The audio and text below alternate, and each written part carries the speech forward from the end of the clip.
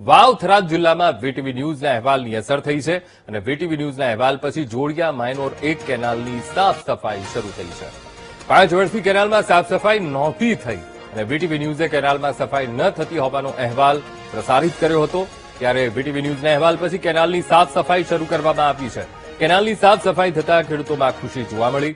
ખેડૂતોને કેનાલ મારફતે હવે પાણી મળી શકશે। વાવ થરાદમાં વીટીવી ન્યૂઝના અહેવાલની અસર। વીટીવી ન્યૂઝે અહેવાલ પ્રસારિત કર્યો હતો અને ત્યારબાદ એ કેનાલમાં સફાઈ કરવાનું કામ એ શરૂ કરી દેવામાં આવ્યું છે। પહેલા જાડી ઝાંખરાથી આખી એક કેનાલ એ ઢંકાઈ ગઈ હતી। 5 વર્ષથી જોડિયા માઇનોર 1 કેનાલમાં કોઈ પણ જાતની સફાઈ નહોતી થતી, પણ જેવો વીટીવી ન્યૂઝે અહેવાલ પ્રસારિત કર્યો તરત જ તંત્ર હરકતમાં આવ્યું। વાવ થરાદ જિલ્લો અને જ્યાં આ વીટીવી ન્યૂઝના અહેવાલની અસર થઈ છે અને જ્યાં ક્યારે પણ સમારકામ નહોતું કરવામાં આવતું, એની સાફ સફાઈની જાળવણી નહોતી રાખવામાં આવતી, તરત જ તંત્ર કામે લાગ્યું અને તેનું સાફ સફાઈ કરવાનું એ શરૂ કરી દીધું છે। જેસીબીના મશીન ઉતરી ગયા।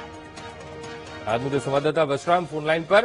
વશરામ, વાવ થરાદ જિલ્લામાં વીટીવી ન્યૂઝના અહેવાલની અસર। વીટીવી ન્યૂઝના અહેવાલ પછી જોડિયા માઇનોર 1 કેનાલની સાફ સફાઈ શરૂ કરવામાં આવી। વશરામ, ત્યાંના ખેડૂતોને હવે કેટલી રાહત?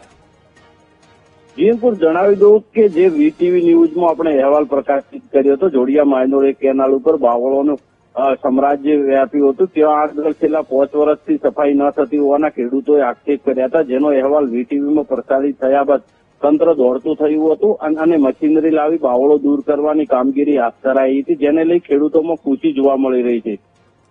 બિલકુલ વશરામ, સમગ્ર માહિતી સાથે જોડાવા બદલ આપનો આભાર।